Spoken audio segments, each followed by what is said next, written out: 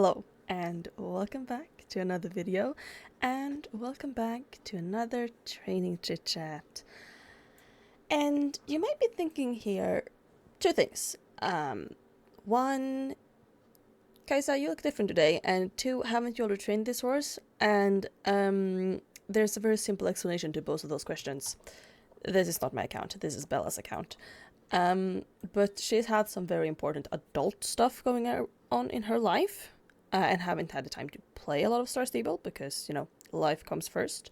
So she's a little bit behind on the Trailblaze path. So I know she's busy today, and she's out of town. So I thought, let's help her out. Let's help her get on with the Trailblaze path, so maybe she can finish it. She knows I'm doing this, by the way. I did ask her. I did not just go onto another person's account without their permission. I have permission to record. That being said, this video is probably going to be all over the place. I'm very tired, but I thought maybe we could talk a bit about updates about my life, which probably is going to go in a bit to my mental health. So I guess trigger warning if that's not something you're comfortable with hearing about or talking about. That might come up in this video, because that is quite relevant to my life right now, and I think a lot of people's lives in general.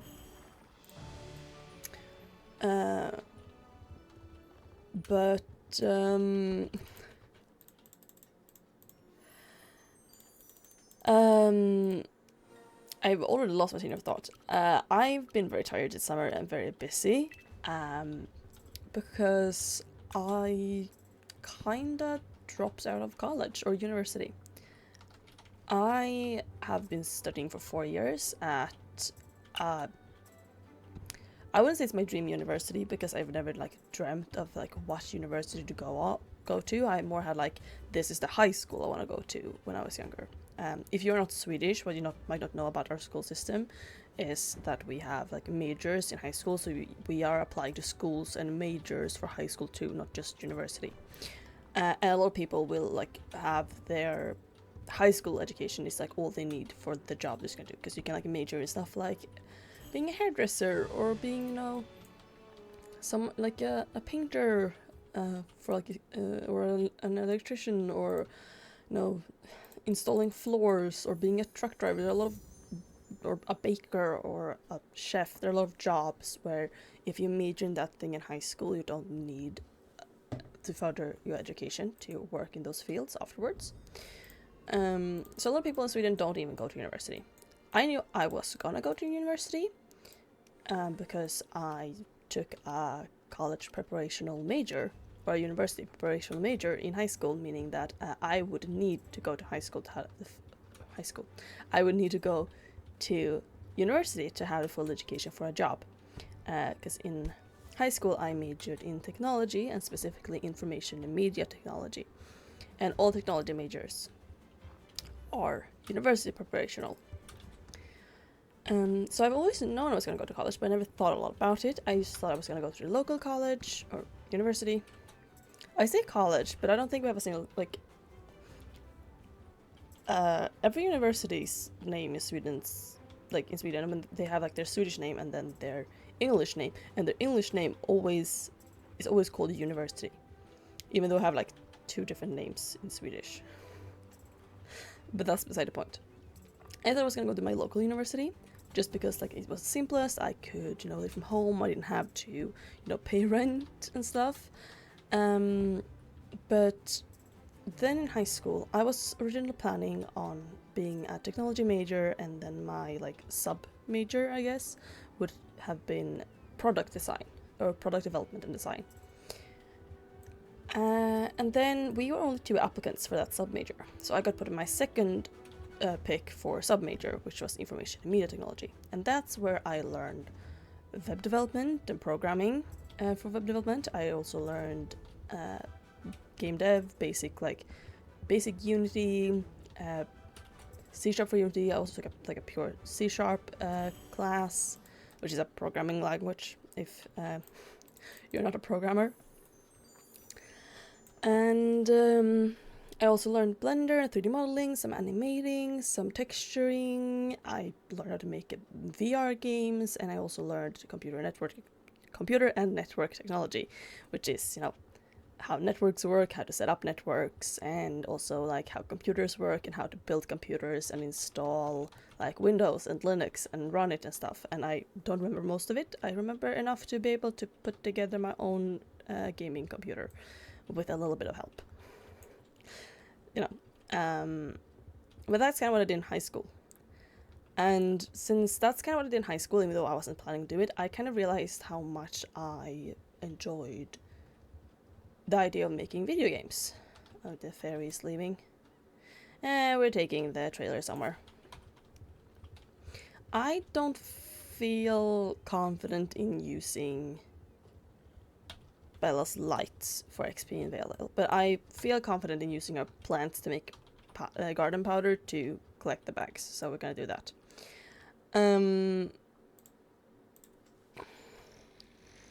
So when I realized I want to make a video game, I started like looking into the educations for that, and there are a couple different universities where you can study it, and there are also a few like vocational schools, I think you call them in English, where you can also study game dev, and I ended up going the university route, because then you only apply with your grades and your Högskoleprov, which is the Swedish version of like the SATs, I think they're called the SATs in the States. Rather with like vocational schools, you have to do like a portfolio and stuff, and I realized pretty last minute this was what I wanted to do, so I didn't have time to prepare a portfolio, so I decided to go the university route because I already had... I wasn't a model student by any means, but I've always enjoyed learning, and that meant that I had, you know, slightly above average grades, especially considering I had undiagnosed dyslexia until the age of 19 when I got diagnosed. Which also means I didn't have any support you expect a person with dyslexia to get from school. So I'm pretty proud of my achievements when I was, you know, younger. And it was great. I was scared first of going to university. There was a lot of... When I showed up, I was in a pretty big class in my university, and most of the people in my class were men or male presenting. I was never very close to the majority of my class. I did have some friends that I'm really close with and who I would like lay down my life for at this point. But I was a bit scared to show up there, and there were a lot of people. I was also very young. In Sweden, most people work for a couple of years between high school and university, so I was one of very few people who had gone to university straight after high school. So I was very young, and it has been like a couple of instances where a lot of the classmates refer to me and like the other two people who went to university immediately after high school as the children, because we were so young. Like, I had a classmate who was in his 50s, and most of my classmates were somewhere between like 25 and like 35 probably. So me showing up there at 19, I was pretty young. But I had very fun. The classes were very interesting. I studied game design specifically, which I've talked a lot about. I love talking about like the different like concepts and theories and ideas we talk about, and when I see certain things that starts to be, I'm like, oh, like, because it kind of connects to like this idea from game design and how to like make a interesting experience, because that's actually what game design is about. It's about creating a fun and interesting experience that keeps the player engaged and immersed. And obviously that can be combined with writing or narrative design, but game design, which also is a very broad spectrum, like there is, you know, level design for things like platform games, but also there can be level design. There is level design in Star Stable about how things look, but that is mostly gonna be like an environmental artist. But there obviously are other games, like platformer games, where you need to have, you know, it's part of the game, like the design of the level is the core mechanic kind of the game, like other than the jumping and maybe like there's a boost or something. And then there will be like a game designer. I, for example, have done level design for a 2D platformer in my first year of university. But then there's also one of my favorite areas, which is combat design. But there's also things like economy design and economy balance. And there's so many areas of game design. There is user interfaces. There are... I know there are more things. I'm just very stuck right now. I can't remember what the other ones are, but there are so many. There's technical design, which is also where like you have to do like more things towards the coding part, and you know there's the system stuff, and it might be like how much XP you get for something and how much damage you're doing something. That's obviously combat design, and there's two parts of combat design. For example, I've mostly done combat design from the player side of like the player attacks and the, like how much damage the player is doing and how the attacks feel and what type of attacks and what type of combos. While I had a friend who often did combat design from like the system side of like how are the enemies working, what type of enemies are there, what are their attacks, how much health do they have, how much damage do they deal, how much do they drop when you defeat them, and all those stuff. So there's a lot of sides, and I think like for example it can also be very like specific to a game. Like someone has designed this system, right? Both the interface, how it works, which obviously is very similar to how other things in the game works. It's probably a very old system, but also like how many plants and what plants do you use to make the garden powder? And what plants do you use for this and these? And how much and how often do you get rare drops from the plants? And from you can boost it by different plants or by making the growth things over here. You can make these things and stuff. That's obviously for quick growth, I think. Yeah, this is the one that makes like the more rare ones. And by also like how often do you find plants like that in the wild, how do they grow, how much of them do you need to use? That is a part of game design. So many things are game designed. Like it kind of touches a lot of areas. It's a lot of my teachers would describe game design as like being the spider in the web. You don't control anything really. Like there are things you are more like responsible for, but like a lot of people are gonna assume that like when you start studying, assume like, oh, the game designer is the one who makes all the decisions. But it's more like I have an expertise in this area, and then like I need to like combine that with all of the other people's skills, and we together decide what to do in the team. Obviously in a big company like Starstable, for example, there's gonna be management who decides what's gonna be done, but like as a designer I still need to kind of know like what can the artists do, and how can I use that to create a better experience and the more easily understandable UI and distinct stuff, and obviously and like what can the programmers do so that are the systems I want, because they're gonna be important, or making the game more interesting for the player or more fun to play. Are the programmers, do they have the resources and the times and the skill and the personnel to do that within the given time frame? And obviously, once again, if you're at a big company, you can have managers and project, supervisors to help with that stuff. But when you're a small team of like 10 people, like we were, obviously everyone's responsible for keeping it together, but as a designer, you're more like the one who comes with like, when you all decide on the idea, you're the one who kind of like, how can we make this a reality based on everybody's skill sets? And I need others to like show me their skill set and tell me their skill sets, and I might also very easily overscope. And by I mean like game designers, we might easily overscope because we're excited, and then someone would be like, hey, I don't think actually I can do that, but maybe we could do it this way. So it's a team effort. And I'm all over the place with game design again. But it was very fun. We had a lot of interesting classes, and also things that you might not necessarily think about in the moment, like, oh, you're gonna learn that when you learn game dev. Like, we learned about, like, cognitive science on a very basic level, but like, how do people perceive color, or how do how do like the shape of text and readability affect how we think, and like biases in our own brain. Like we're always like we are hard coded to always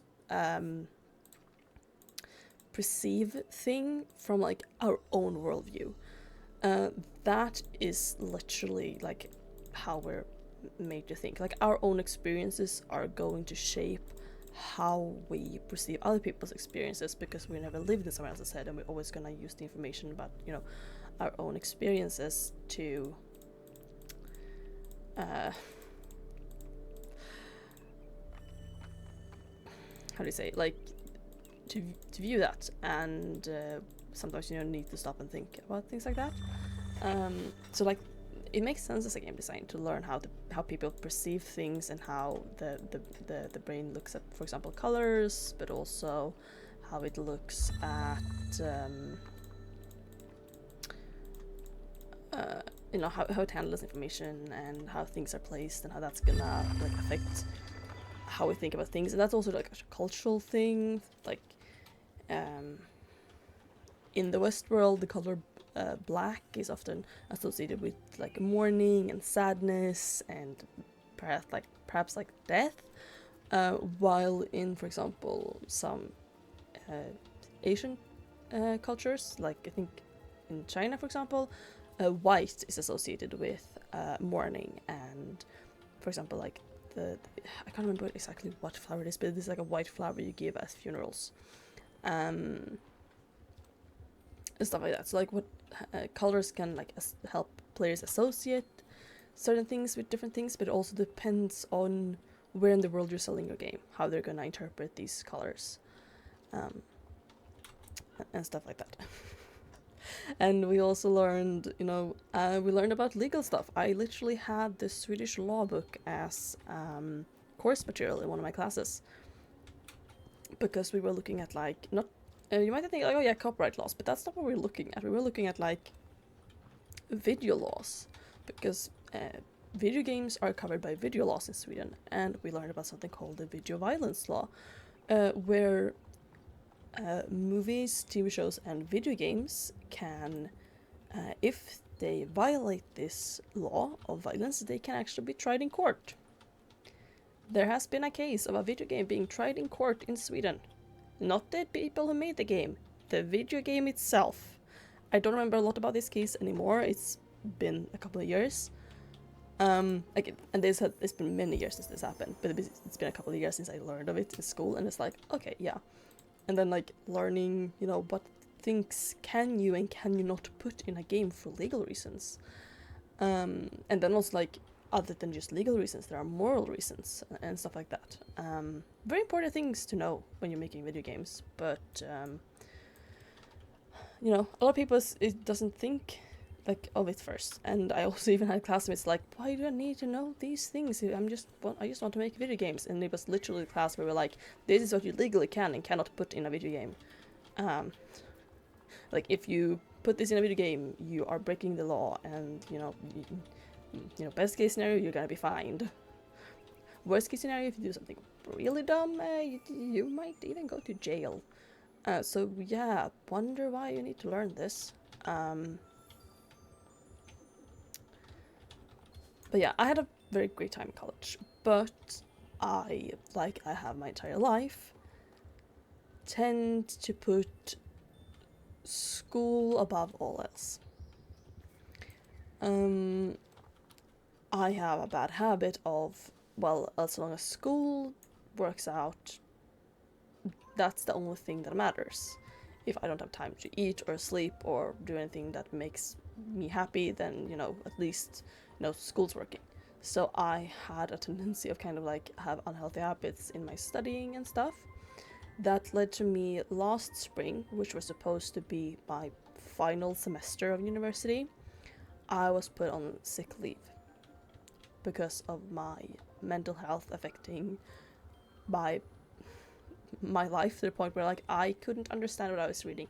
I was supposed to write my bachelor thesis that semester, and I was literally sitting there and like, I don't understand what I'm reading.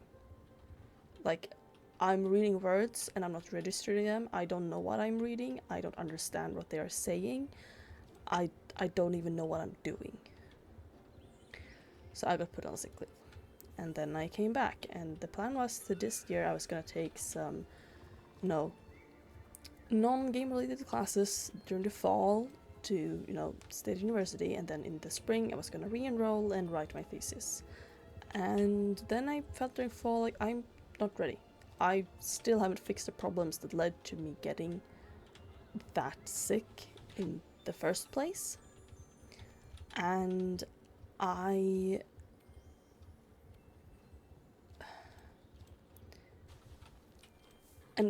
since I was put on sick leave by a doctor, I have the luxury of being able to retake the course for my bachelor thesis and still receive guidance. Like, I have still hours of guidance left from teachers at the school, because if you take that class and then you have to like retake it another year, you won't get like one-on-one like guidance from a professor or a teacher anymore. You only get that the first time, but since I was put on sick leave by a doctor, I still have access to that, and I don't want to squander that chance when I feel like I'm just going to repeat the same thing if I do it now. So I took couple of other, other classes related to other stuff, and decided that I'm gonna close this chapter of my life for the moment. And like, it felt like it was time. I enjoyed going to university so much, but obviously this last year all my friends had already graduated and moved away, and while I really loved the city where I went to university, I didn't have many friends left there, didn't have any family there, and while I had my apartment, which I loved and which I have now, left forever, I felt like it was time to do something else and step away from school for the first time since I started school at 6 years old. And I don't know where life is gonna take me, and it is scary. And with this, I've also obviously moved back home to my parents, and I know that's also a privilege. It's a privilege that I have parents that can support me in this economy and that are willing to do so, and that that I have the option. I know there's so many people in the world who, no matter how much they would want to, they can't move back with their parents because their parents aren't accepting of who they are, and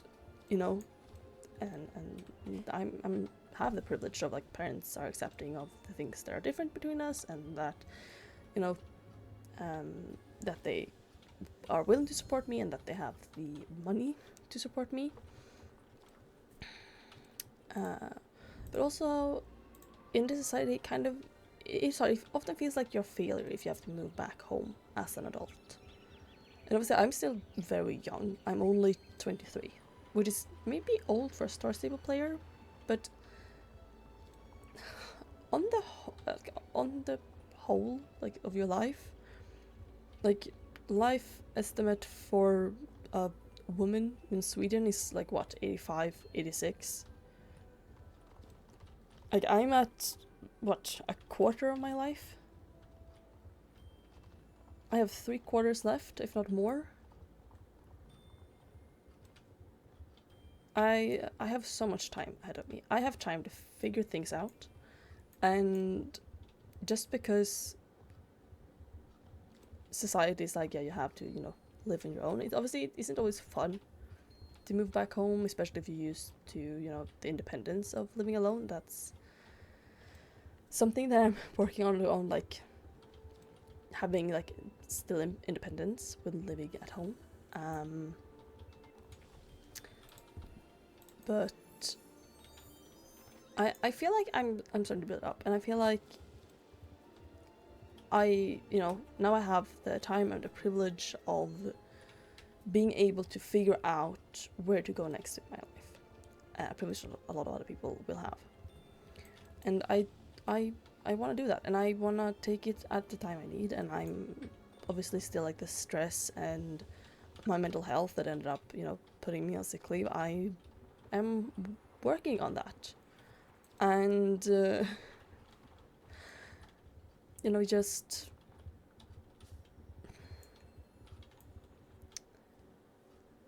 trying to do the best I can for myself. And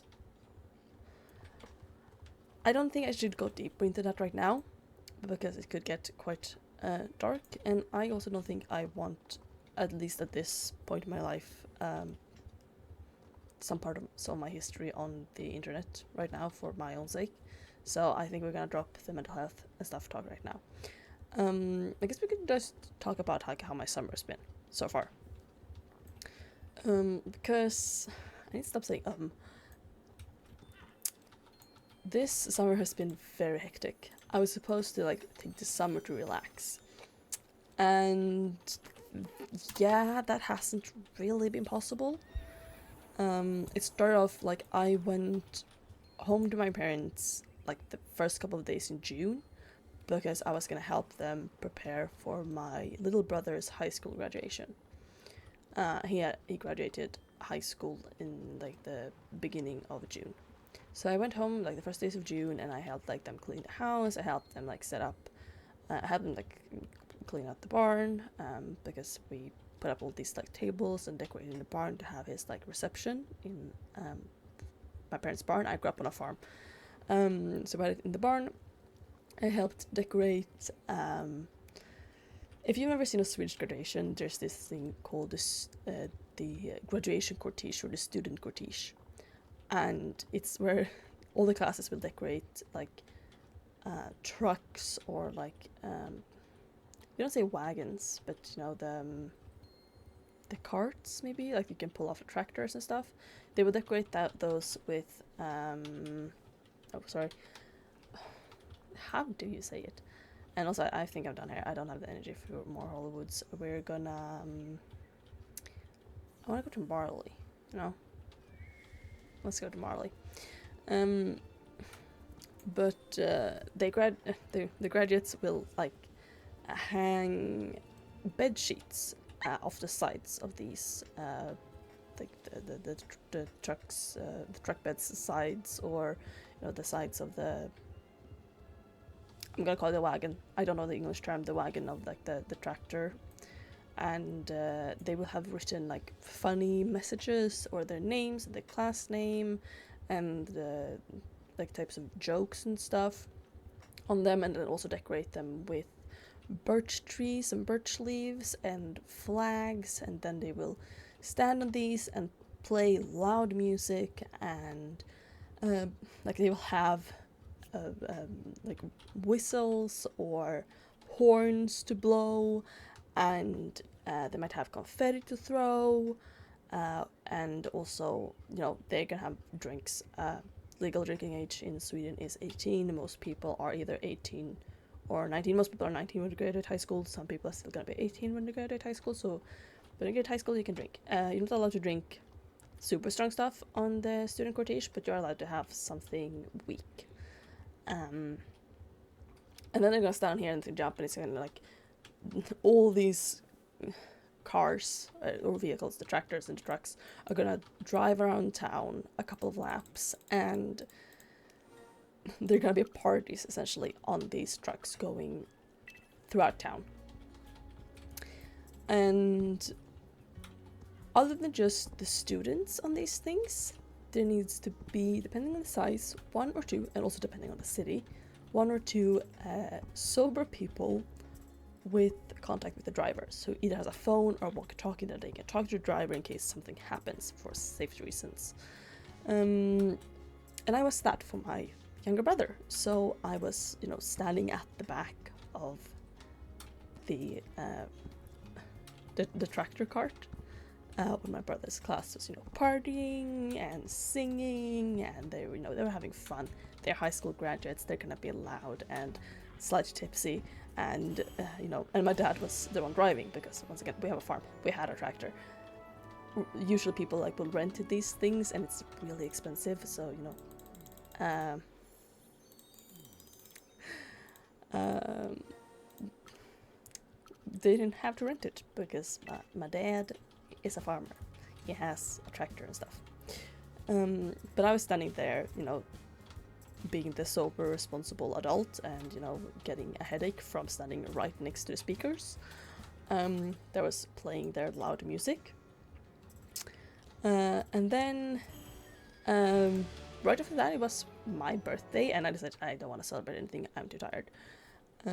Which was then followed by Midsummer, which, you know, Midsummer used to be a thing in the game. You might know about Midsummer, about the dancing and the games and stuff, but there's also a lot of drinking there. I generally don't drink alcohol, so like I don't get drunk, but there are gonna be drunk people at Midsummer.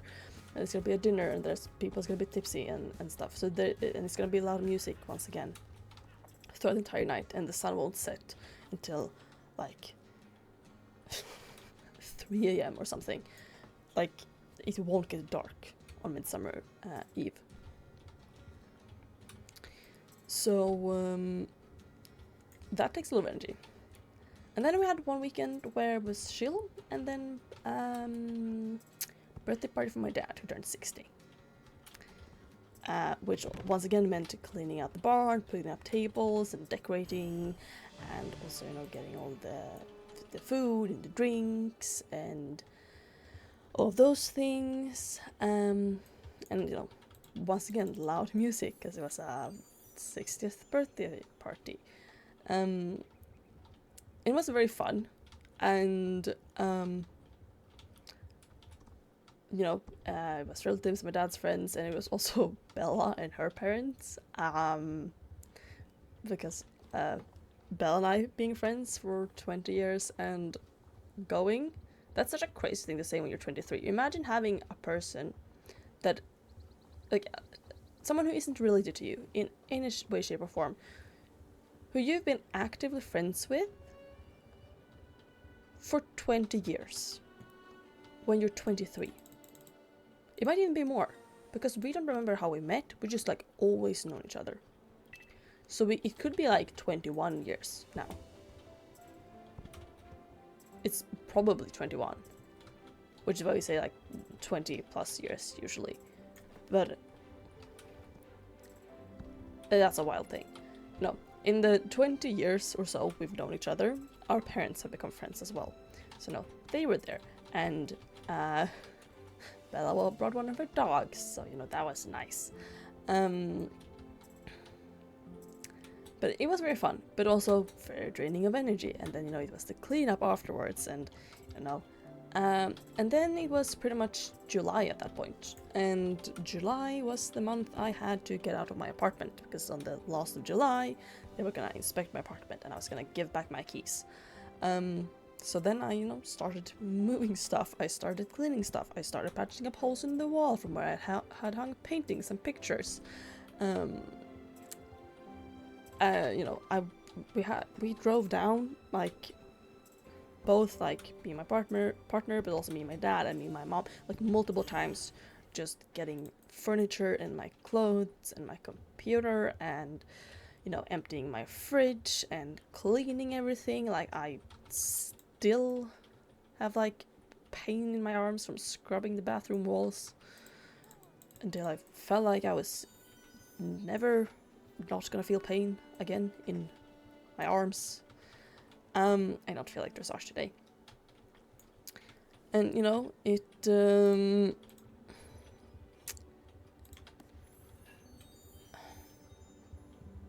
was a bit therapeutic, because I did kind of start moving a little bit in June when I like moved my gaming PC to my parents' place, and that is normal for me to do. Like, I will move like some books and my computers and like my video game consoles to my parents over the summer, because my university apartment was very hot and very humid. And it didn't matter how much you were airing it out overnight, and if you had a fan running on top speed, it was warm. It was unbearable. And, you know, also it was in the middle of the city. I heard about here in the countryside with horses, you know. So I've spent my summers here anyway, so that was like normal. But then, you know, starting to move everything else, and, you know, packing all these boxes full of stuff, and, you know, slowly seeing what I built up over the last 4 years just being, you know, packed away. Because obviously it wasn't a very cozy place when I moved into it. It was a studio apartment with just bland white walls. And I, you know, originally, you know, I only had like my dinner table and my bed and my desk, and I had a little like couch with a little table, and I would like read, and I had my bookcase. I had one bookcase originally, and by the end I had 3. That was a struggle, because when moving back to my parents, the books especially, I was looking at my childhood bedroom and I was like, how am I gonna fit 3 more bookcases in here? Because I would have one full size, like the full width, full height billy bookcase that was overflowing with books. And then I had a overflowing full width half height billy bookcase in my apartment, as well as a 4 square Kallax shelf from IKEA. And then I had this it's more like a garage shelf, but it was cheap, and it was white, so it was metal, but it was like white, so you didn't super much think about how it was like more of a utility shelf. But I had that, which is also where I had my 3D printer, but also books and my bookmarks, and like displayed my Lego. And it's like, how am I get all this into one room that is like less than half the size of the apartment? Spoiler alert, I didn't. I have 3 bookcases in this room right now. 2 of them are from the apartment, and 1 is the one that was already here. But I fit all the books I really cared about, and I also kind of looked through a lot of them. It's like, do I want to keep this or not? And I also put away. There are books also I didn't want to get rid of, like books that I loved from my childhood that were in the bookcase that I left here. They were, you know, childhood books. I wasn't really gonna read them again, but I have an emotional connection to them, and I didn't want to give them up. So I put those away in like storage. So that went well. It was a little bit bittersweet back when I'm recording this. It's still the same week that I moved out. It's Sunday, the 3rd of August, and I officially moved out on Thursday, the 31st of July. You know, waking up that day, it was like 25 degrees Celsius in the apartment. Both windows had been open all night, and the fans had been running all night at top speed, and yeah, it was 25 degrees when we woke up at like 7:30. And by like, I don't know what it was at like 10 a.m, but at 10 a.m. it was 19 degrees Celsius outside. Which is, you know, it's not cold, but it's like a nice temperature.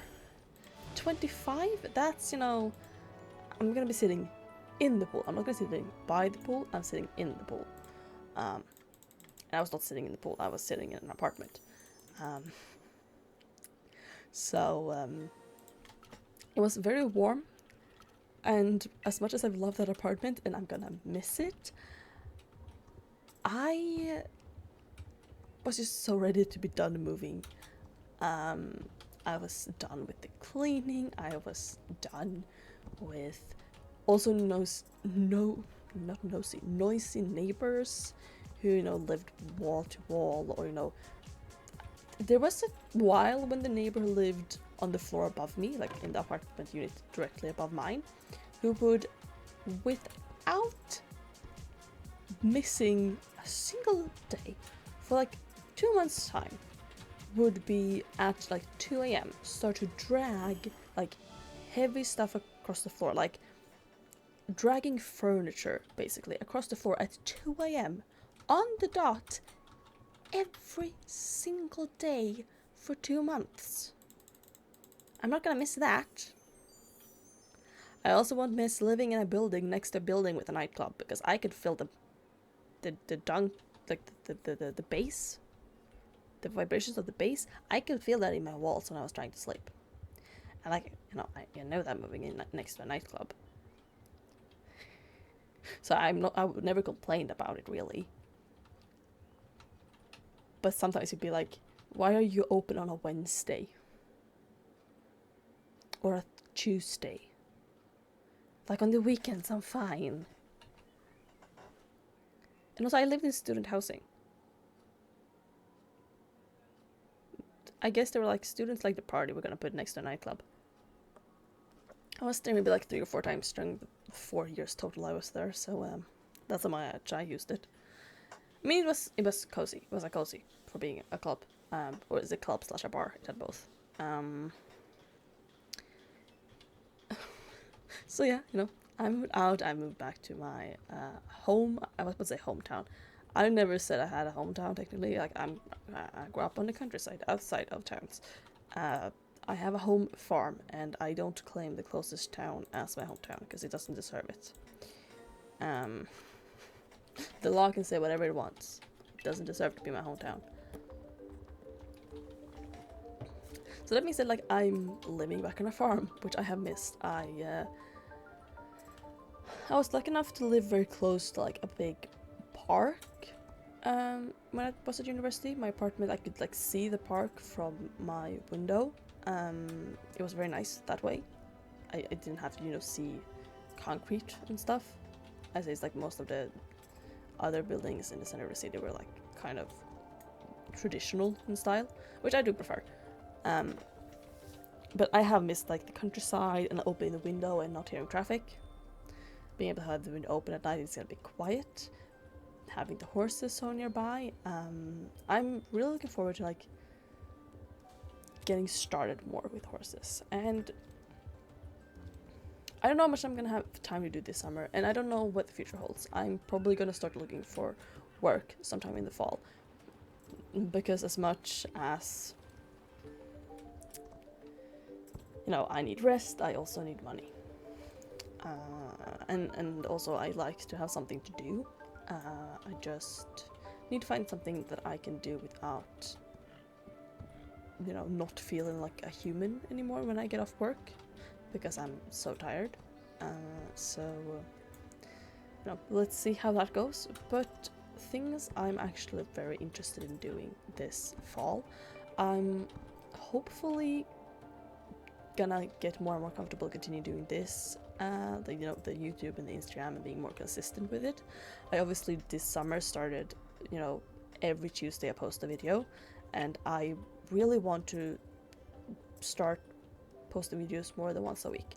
I just don't know what day, and if I'm gonna be like always trustable videos on one day and then like other games the other day, or if it's still gonna be just whatever video I've currently edited. I wanna maybe like make a content creation schedule, but I need to find like what level I have the energy to do right now. And other than that, I'm really interested in becoming an external judge for horses. And I don't know if they call external judges in English, but that's what we call them in Swedish, exteriördomare. And you know, it's for like, you know, breeders shows and stuff.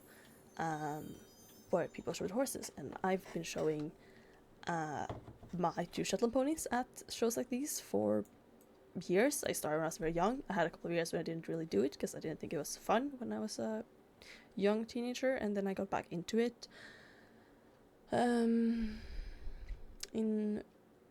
started a little bit again in 2016, and I think I got a little, like, really got back into it in like 2017, 2018 probably.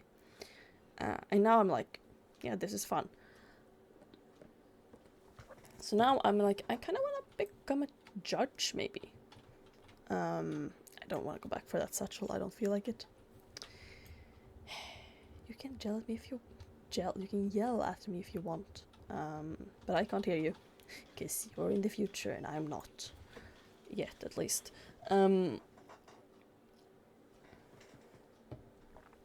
That's like something I'm looking forward to. Like, there's many reasons I want to look at pretty horses. And, you know, when you're a judge, people bring their foals to you. Just think about that one. It won't be a job. Like, I won't be able to sustain myself doing that. But it can be something I can do on the side, because it's interesting, and I think it's fun. Oh, should we do a championship? If I make it there in time, we'll do it. Let's see. I don't have time to pick up one of the championship challenges, so we're not gonna do that. But let's surprise Bella with some shillings in her mailbox. Yeah, I'm trying to think of like what else I'm gonna talk about. It was easier to talk about like dropping out of university than I thought it was gonna be. I think I've also come to accept it. I've known it for a while now, like a couple of months, that like this was gonna be the end for now, and maybe it is forever. Who knows? But I choose to view it as this is like I'm closing this chapter, but I might come back to it one day.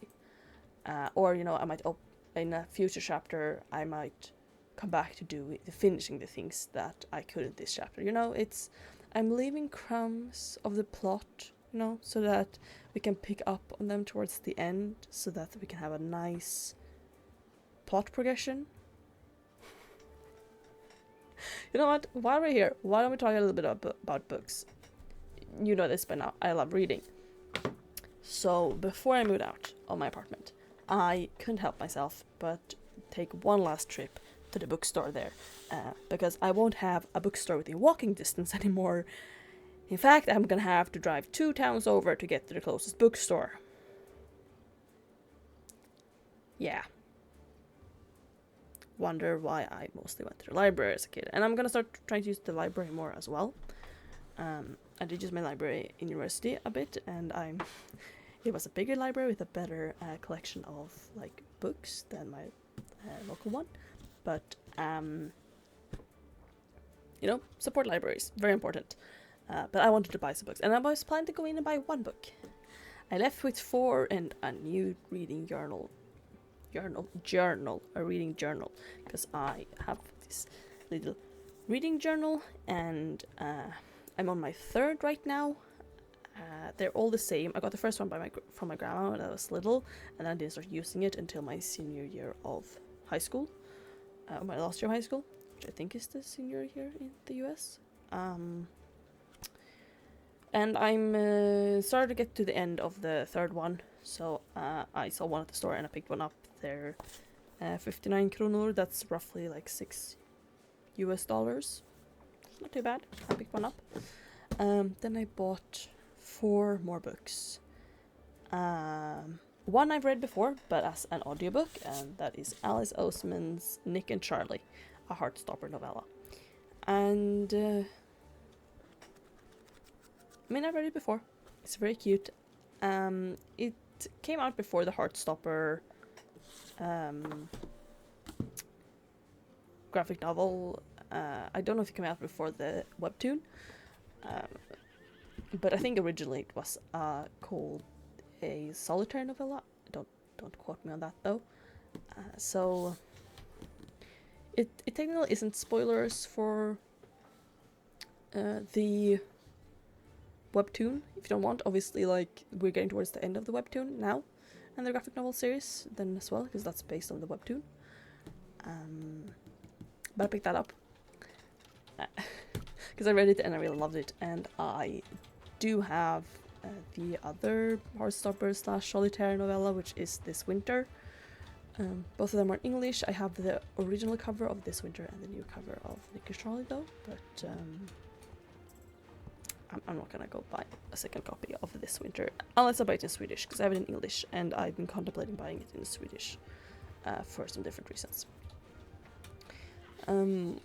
So I bought that, and let's see how much I'm gonna crash. I then also picked up a book from a very popular series that I haven't read, but I've started one of the books that comes in the series or duology after this, without knowing that you probably should have read this first, at least according to people online. But you know, people online aren't always correct, and that is Shadow and Bone by Leigh Bardugo. Sadly, this is one with the unremovable stickers, but the bookstore had a 4 for $3 deal on standard sized paperbacks, and if I hadn't gotten one with the unremovable Netflix sticker on it, it wouldn't have been part of the deal. So I got it for free, essentially, is what I'm saying. Because I only paid for 3 of the 4 books, so I can live with the Netflix stickers, or Netflix, not actual sticker, printed part of the cover, which, you know, we don't like that. Tell your publishers to not do that. Then we have a book, I don't know if people remember, but back in June, after my birthday, I posted that I went to the bookstore, and then I posted a quick little haul, like photo of all the stuff I bought at the bookstore for my birthday, because I both got a gift card and I got from the bookstore, I got like, this is your birthday week, you get 20% off one purchase in the stores, and then I also got a gift card for the mall, in which there is one of these bookstores of this chain. So it wasn't for the bookstore, but it was for that mall. So if I went to the store in that mall, I could, buy books with a gift card for 20% off. You're not gonna say no to that, right? It was free books. But one of the books I looked at, because I looked at multiple books and I ended up picking up 3 or 4. Wait, I picked up Mismatch, which is a graphic novel, and then I picked up 6 More Months of June, which is a YA romance, contemporary romance, and then I picked up that Self-Same Metal, which is a historical, I hit the microphone, a historical, like, fantasy set in Shakespearean England with, like, black protagonists who can, like, control metal, I think I remember correctly. It sounded really cool. Yeah, I think that's it. Yeah, those are the books I picked up for my birthday. But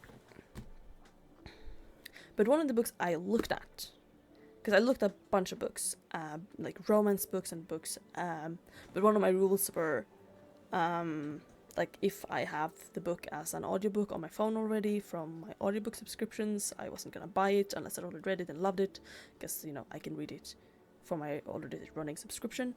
And then, like, if 2 books both sounded interesting, I was gonna be like, I was gonna pick the one I was, like, most interested in. And I picked that Self-Same Metal because it sounded really cool, but one of the books I looked at and didn't pick, but that I've then heard great things about from other people, and like people on, like, Bookstagram and stuff, is this book called Nobody in Particular by Sophie Gonzalez. And it's a sapphic YA contemporary romance set at a, like, fancy elite boarding school between a princess and a scholarship student, who are, like, trying to keep their relationship a secret. And obviously I think it's like an all-girls school, if I remember. It says, Rose is a disgraced princess, Danny is a scholarship student, they are also secretly in love. When Danny joins an all-girls boarding school on a music scholarship, she expects to be an outcast among her wealthy classmates, especially the gorgeous Princess Rose. After a royal scandal lost her the trust of both her country and her best friend, Rose can't afford any distractions, even her beautiful new classmate Danny. But resisting temptation is harder than it looks. As Rose and Danny fall for each other, rumors swirl and the girls are forced to hide their forbidden romance. Because if the palace ever finds out, they will do whatever it takes to separate Rose and Danny forever. And I thought it sounded very interesting, but I thought at the time, since I only had, like, I couldn't buy both because that would be too expensive for the gift card. So I picked one, and that was the Self-Same Metal, because I was kind of like, I was also looking at, like, what books I already had on my shelf, like what books were already very similar to things I owned, and I felt like I already had a lot of contemporary YA romance and stuff. So I was like, I don't have as much fantasy or YA fantasy, or fantasy with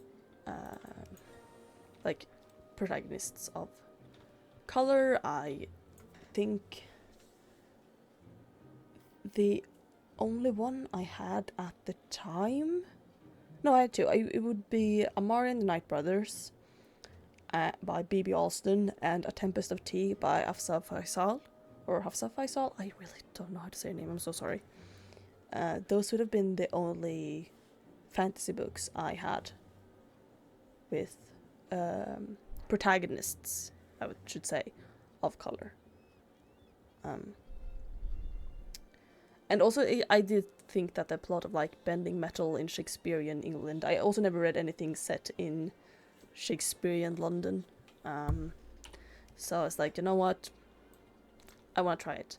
And I was like, I can read that later. And then, I went to the bookstore now and I was like, let's pick it up because I heard so many great things about it. And maybe it isn't just, a cute, queer YA contemporary romance. Won't hate if that's exactly what it is, though. Like, I love cute contemporary romances, especially if they're queer, or have other types of representation. All books and media with representation is good. Obviously, actually, it can be bad if they do it poorly, but that's not what we're here to talk about. But it sounded great. I loved it, and I was wanting it. And then I picked up a book that I was actually looking for when I did my birthday shopping, but they didn't have it at that store. And since that was the only store I could use the gift card at, I picked other books instead. But it is... Oh, I hit the microphone yet again. It is The Lovely and the Lost by Jennifer Lynn Barnes. And you might have heard her name before because she is known for writing series such as the Hawthorne games. No, but it's the Inheritance Games, the Hawthorne games. The Inheritance Games, which is then followed by the Hawthorne Legacy. I combined those two. The Inheritance Games. And also the Naturals. And I've read the entire Inheritance Games trilogy. I've not read any of the books that came after the main trilogy. One is not opposed to doing so eventually. But right now I am actually reading the Naturals. I recently finished the first Naturals book. And I have the second one, just haven't read it. But this is a book I saw another time at the store, and it sounded interesting, but I didn't pick it up, and, then I didn't have it when I went looking for it, and now I saw it. And this is a standalone book. I think she might have written this before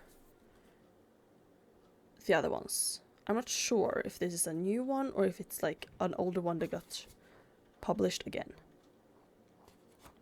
Because obviously she has the Inheritance Games, followed by the Grandest Game, which is like the follow-up series, and then she has the Debutantes, and she also has the Naturals. But this is a standalone, and it's a mystery thriller. It follows a girl who was found in the mountains as a child by a woman who was training her dogs in search and rescue, and they weren't out looking for someone, they was just out training for it because she worked with search and rescue, and they ended up finding her as a girl, and she doesn't remember anything before that, and then she's kind of like raised by these people, and she is now herself training to become a search and rescue, or she's also like training in search and rescue herself. But then her estranged father appears, and he has news like a missing child in the wilderness, and Kira,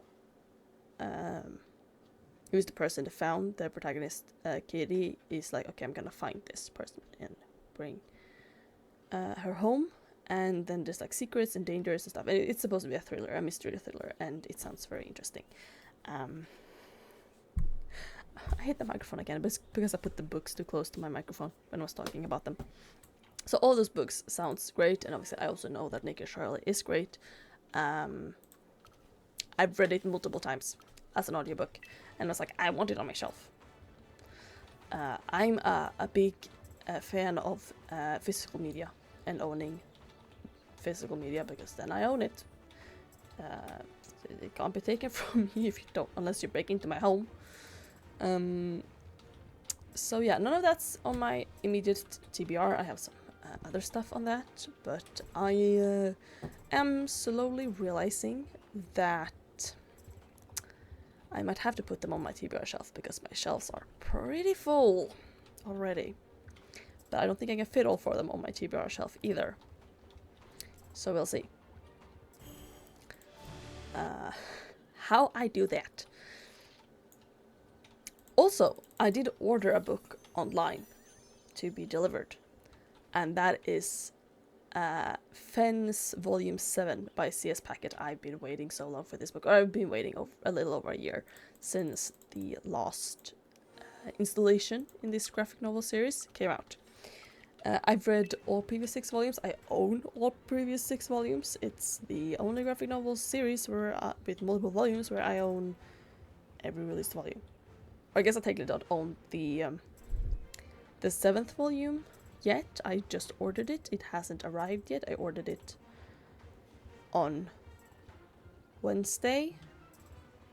Yeah, it was supposed to come out on Tuesday. Because it said on the website. This is one that's not sold in stores anywhere in Sweden. You have to order it online. And it said it was going to release on the 28th of July. And I think the release date was 28th of July somewhere in the United States. Which is 6 to 9 hours behind Sweden. So it wasn't available to order until like 6 a.m. on the 29th. So I was a little bit angry at the companies. Every company being like, no, you gotta be able to buy this. Like, it hasn't been released yet. It's released on the 28th of July. And I'm like, it is 28th of July. At like 11 p.m. right now. When are you gonna release it? And then it released like next morning, 6 a.m. I was like, you meant it released the 29th. Not the 28th. I mean, it was supposed to release the 29th and it will release the 30th. Actually, that's what it would have been. It was supposed to release 29th, and it probably released 29th in the States. But in Sweden, it was already the 30th. Because we're 6 to 900 hours ahead, depending on where in the United States you are. We're 6 hours ahead of East Coast and 9 hours ahead of West Coast. America. So. But I did order it, and it should take 3 to 8 business days to arrive. Which is longer than usual. It's usually 3 to 5, but I guess it's because it's new release, and it's also a like it's not sold in stores. They might be able to like send it from a store location if it was like in a store, so then it might be sent from somewhere closer to you. I don't know how it works. I don't work in bookstores, but I'm very excited about that. Fence. I talked about this in my book themed training chit chat from, I think it released in May, but I recorded it in early April. I did talk about Fence, I think. It's a graphic novel about a guy called Nicholas, who is the illegitimate son of a pro fencer, and he kind of decides that he wants to learn fencing, and he goes to his first like fencing meet, I think they're called. I don't know anything about fencing. Everything about fencing I know from this comic. So he goes to his first fencing meet, and his first opponent is this guy called Seji. And Seji used to be like one of the top ranked under 16s, I think, in the country, but then like he went to France for a year to like practice, and now he has kind of like rank back up from the bottom, which is how when he and Nicholas is competing against each other. Of course, Nicholas loses big time because he's a noob, and Seji has been like top ranked since he was like a small child. But Nicholas decides like he is gonna become like Seji's now his rival, and he is gonna he's gonna beat Seji, and that's gonna be a big thing. And even though he like immediately loses, he still from this competition gets offered a scholarship to a school with a fencing team if he makes the team. So he accepts it, and he's like, yeah, I'm gonna get here, I'm gonna get better fencing, and then I'm gonna beat Seji, because Seji's gonna be at Exton, which is the school where all the best fencers are. They have like the best fencing team. They're the best in the state and or region or whatever it is. And then I'm gonna be able to beat them. Only to show up, and not only does Seji also go to King's Row, the school that Nicholas went to and got a scholarship to, he's Nicholas' roommate. And they really don't like each other. And one of the reasons this gets very tough for Nicholas, which obviously no one else knows because he doesn't talk about it, is that Seji was like best friends and fencing partners with Nicholas' half-brother, the dad's legitimate son, because they're the same age, so you know, we don't actually like Nicholas' dad. Wasn't there for one of his sons, probably cheated considering that he has two sons that are the same age, but only one of them is with his wife. And honestly, he doesn't talk about this. Like, we know that he knows that like he has a brother and that's his dad, but nobody else knows because he doesn't talk about it. But that causes drama because, for example, like I can't remember what Nicholas Hoff's brother name is. He's called Jesse. That's his name. Jesse shows up to King's Row because he kind of wants Seji to come back. He knows that Seji is the like only person his age that's even remotely close to being as good as him. And he wants to fence like with Seji on the same team. So he tries to like convince Seji to come to Exton. And Seji doesn't want to come to Exton because he wants the chance to beat Jesse, which he can't do if they're on the same team. And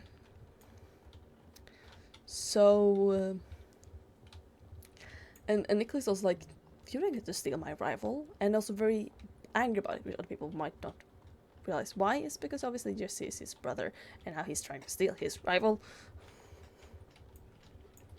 And it's a little bit funny, and it's also sweeter moments. And you know, you don't need to know anything about fencing obviously to enjoy that series. It's called Fence by C.S. Packet and Johanna the Mad, and I really recommend it. It's very nice. Obviously there's I actually don't feel like doing any of these. What race do we want to do? Let's go to Sunfield Farm. So yeah, I recommend that. Now this has become book talk again. That's the one I'm looking for. I don't know. Is there anything else actually I need to talk about? I don't think there actually is.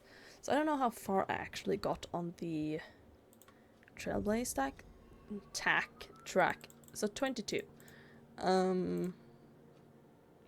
be nice to get to 25 at least, because there's only like 2 more days after this to finish the Trailblaze, since it's gonna leave on Wednesday. But I don't know what else there is to talk about. It's been a while since I recorded a training chit chat, so like there should be a lot of things to talk about. I competed yesterday for the first time this year, actually. Wow, didn't think about that because I've been so busy this summer. So it was a smaller competition. It was like a local club had their 50th anniversary, and they had like a breeders show. It's not even a club, it's a breeders association for ponies. And they had their 50th anniversary.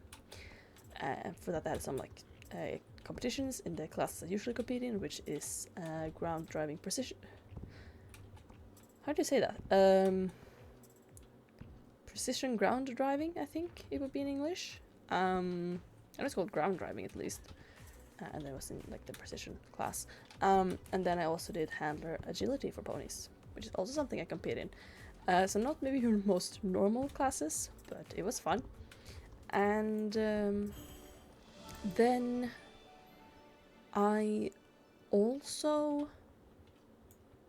showed both horses in the like breeders show, and both my ponies, and it was fun.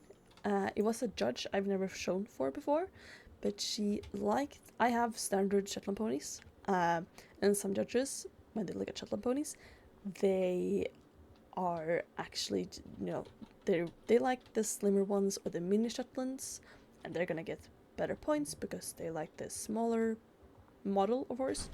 And some judges like the little bit bigger one, like the more standard ones, and especially if they're like a little, I guess you could call them sturdier. They look sturdier at least, and this judge seemed to do that, so that was really nice.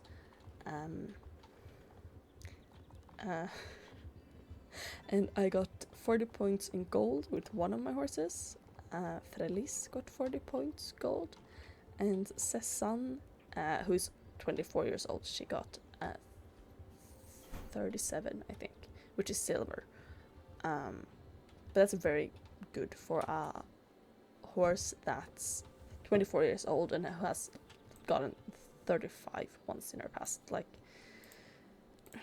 she isn't the typical proportions always of like what a Shetland pony is supposed to look like, but she's very smart and she's very sweet and very kind.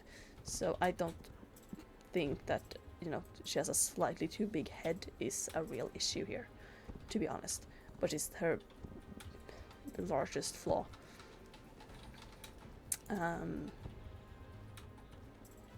Yeah, it was very fun. Since it was the 50th anniversary, everyone got a bunch of like goodie bags and stuff for competing, and there was like super nice ribbons and everything. And even though it was like a small local thing, it was so well done because it was, a 50th anniversary. So it was very, very fun.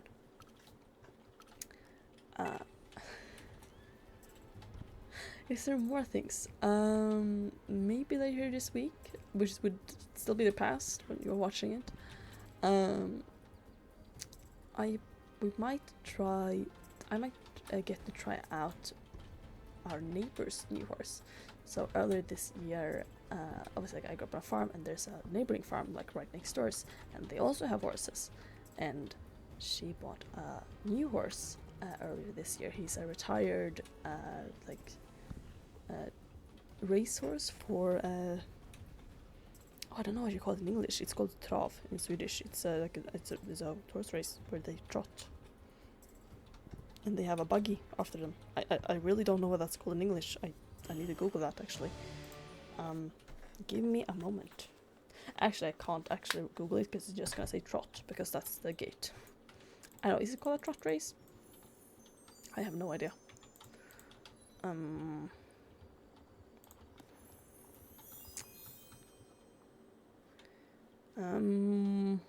Actually, let's do that race too. But I don't know, like, I feel like I've talked about so much already. So, let me know. What have you done this summer? Have you also been moving, or have you had a chill summer? I do hope you've had a chill summer, if that's what you want. If you've gotten all the rest you would need, whether that is from, your job or if it's school or whatever. I hope you have got to relax and do fun things, and tell me about it, because maybe I might need some ideas from when I'm gonna chill. Also, tell me if you got any new good books. As you might have been able to tell from the books I talked about, I read a little bit of every age category. Like, I have Amari and the Night Brothers. That's a middle grade, an amazing middle grade. Go read it if you haven't, if you read middle grade. I read YA. I read romance, and I read fantasy, and I read dystopian. I don't read horror. I don't read horror, but I read mystery thrillers, and mystery novels. So, tell me, what are you reading? Or have you bought any books? Or, listening to audiobooks or whatever? I want to know. Because I can always use more book recs. Is there anything else? Tell me about your summer. Tell me about the books you're reading. I also want to send one more message, more like what we talked about at the beginning of the video.